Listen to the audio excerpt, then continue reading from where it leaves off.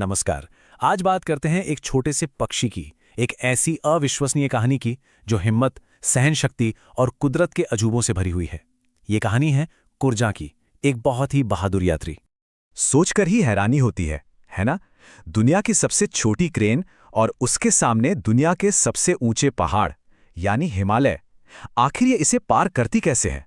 चलिए आज इसी कमाल की यात्रा के रहस्य को समझते हैं। तो चलिए मिलते हैं हमारी कहानी के हीरो से। इसका नाम है डेमोइजल क्रेन, जिसे हम और आप भारत में प्यार से कुरजां या कुरजा बुलाते हैं। और ये सिर्फ एक पक्षी नहीं है, ये तो हिम्मत और लगन का जीता जागता प्रतीक है। चलिए इस पक्षी के बारे में कुछ बातें जानते हैं। इसका वजन सिर्फ 2 से 3 किलो होता है। जी हां, सिर्फ 2 से 3 किलो।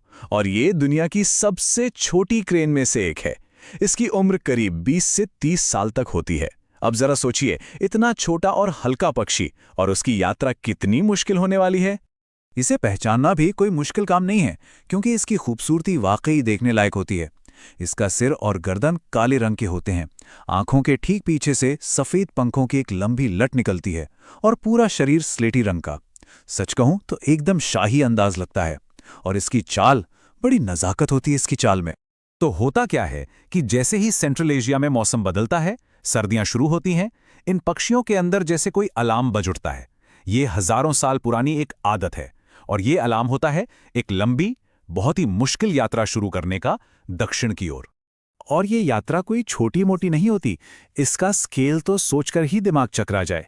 ये पक्षी मंगोलिया और रूस के बर्फीले मैदानों से उड़ना शुरू करते हैं, और इनका डेस्टिनेशन होता है भारत का गर्म मौसम। मतलब एक महाद्वीप से दूसरे महाद्वीप तक का सफर। और रफ्तार, इनकी रफ्तार तो और भी हैरान करने वाली है। ये एक दिन में, सिर्फ एक दिन में 500 से 600 किलोमीटर तक उड़ सकती हैं। मतलब जबरदस्त स्टैमिना है इनमें। लेकिन अब आता है इनकी यात्रा का सबसे मुश्किल और सबसे खतरनाक पड़ाव। क्योंकि इनके रास्ते में कोई छोटी मोटी पहाड़ी नहीं है, बल्कि सामने खड़ा है दुनिया का सबसे ऊंचा पहाड़, महान हिमालय। और हिमालय को पार करने के लिए इन्हें उड़ना पड़ता है लगभग 20,000 फीट की ऊंचाई पर। जरा अंदाजा लगाइए, ये ऊंचाई माउंट एवरेस्ट के बेस कैंप से भी ज्यादा है। और इतनी ऊंचाई पर हालतें बहुत ही जानलेवा होती हैं। ऑक्सीजन ना के बराबर, खून जमा देने वाली बर्फीली हवाएं, और टेम्परेचर तो माइनस में होता है। ऐसी कंडीशन में उड़ना लगभग नामुमकिन सा लगता है। ये बात इस चुनौती को एकदम सही तरीके से बयां करती है कि दुनिया की सबसे छोटी क्रेन का सामना होता है दुनिया के सबसे ऊंचे पहाड़ों से। एक तरफ इतना नाजुक सजीव और दूसरी तरफ प्रकृति का सबसे विशाल, सबसे कठोर रूप। तो सवाल ये है कि ये इस मुश्किल से पार कैसे पाते हैं? इसका जवाब है टीम वर्क। ये अकेले नहीं उड़ते, बल्कि एक दूसरे का साथ देते हैं, एक वी शेप बनाकर। इस फॉर्मेशन से होता यह है कि हवा का दबाव कम हो जाता है, जिससे हर पक्षी की एनर्जी बचती है ना कमाल का आइडिया? तो हफ्तों की इस मुश्किल उड़ान के बाद, हिमालय की बर्फीली चोटियों को पार करने के बाद, आखिरकार कहानी में एक राहत का पल आता है। ये थके हारे यात्री अपनी मंजिल पर पहुंच ही जाते हैं, और वहां उनका इंतजार हो रहा होता है। और ये मंजिल कौन सी है? ये है भारत में राजस्थान का एक छोटा सा गांव, खीचन। जी हां, ये छोटा सा गांव हर साल इन हजारों मेहमानों के लिए एक जन्नत बन जाता है। और जब ये पहुंचते हैं तो वो नजारा सच में देखने लायक होता है। 1-2 नहीं, 100-200 नहीं, बल्कि हजारों कुरजान एक साथ इकट्ठी होती हैं। उनकी आवाज से पूरा आसमान गूंज उठता है।